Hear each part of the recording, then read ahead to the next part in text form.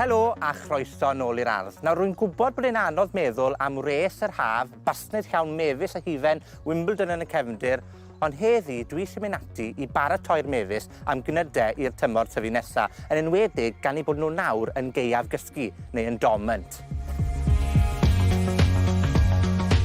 Fel allwch chi weld, o'r gwely fan hyn, wi isios wedi paratoi. Wi wedi chwynnu'r chwyn o'r gwely, wedi tocio'r dail i gyd, a wedi gosod heinen o domwellt ar wyneb y tir i gynnal y gwyblaniaeth ac i fwydo'r planhigion. A dyna beth wi'n mynd i ddangos i chi heddi. Bydd angen i chi gasglu ynghyd, bwced, hen bar o siswrn neu siswrn tocio, trywel a llond y sach o domwellt neu mulch a chompost i fwydo'r planhigion. Fel allwch chi weld, digon dyran yr olwg yw'r gwely fan hyn, gyda'r hen ddeiliach ma wedi marw. Felly, y peth cynta sydd angen i ni wneud yw i grafu yr hen ddail oma i gymennu'r border. Yn defnyddio'ch dwylo, crafwch unrhyw ddail sydd wedi marw oddi ar y planhigion. Ond gofalwch rhag i chi dynnu'r planhigion lan hefyd, pwyll piau bob tro.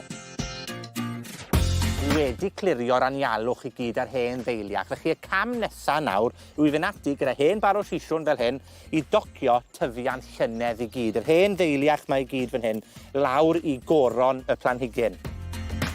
Ewch gyda'r siswrn a thorrwch yr hen dyfiant ychydig centimetre uwch lefel y pridd, fel hyn.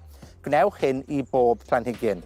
Mae torri rain yn ôl a chymoni yn cynnig sawl mantes i'r planhigion. Yn gynta, mae'n caniatáu i hail y gwanwyn gyrraedd y coronau, y darn bach hwn fan hyn, a chyflymu'r tyfiant. Mae hefyd yn lleihau heintiau fel y pydredd lwyd neu greu mold yn hwyrach yn y tymor, gan fod digonedd o a'r yn teithio o amgylch y planhigion.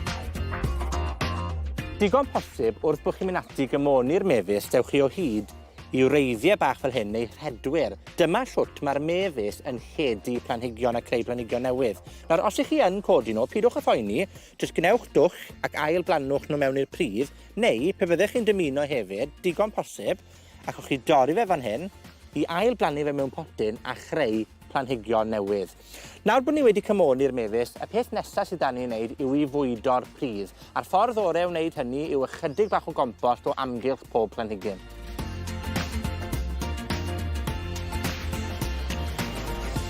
A'r jobyn ola sydd gyda ni nawr yw i osod heinen o domwellt neu mulch o amgylch y planhigion mefus. Nawr, gyda fi fan hyn, mae gwellt llun neu flax, a mae modd dod o hyd i hwn mewn unrhyw arwerthiwr amaethyddol yn eitha rwydd. Nawr, yn draddodiadol, byddwn ni'n defnyddio gwellt, a dyna sy'n rhoi'r enw yn Saesneg wrth gwrs, sef strawberry. Ond o brofiad, dwi'n gweld bod gwellt yn aros yn wlyb sopen ar y tir ac yn cyflymu'r broses yna o'r planhigion yn pydru. Felly dwi am arbrofi eleni yn defnyddio'r gwellt llun fel tomwellt yn lle. A dyna ni, mae'r planhigion mefus yn barod dan flanced o domwellt. Nawr, mae hwn yn mynd i helpu'r planhigion o ran insuleiddio nhw yn erbyn y rhew. Mae fe hefyd yn mynd i gynnal y glibaniaeth yn y pridd yn ystod cyfnodau sych.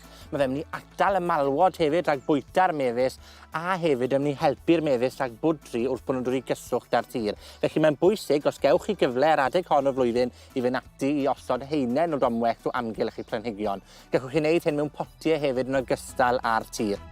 Rwy'n gobeithio gewch chi, fel fi, digonedd o amser i fwynhau yn yr ardd yn ystod yr wythnosau sydd i ddod. Ond tan y tro nesaf, hwyl am y tro.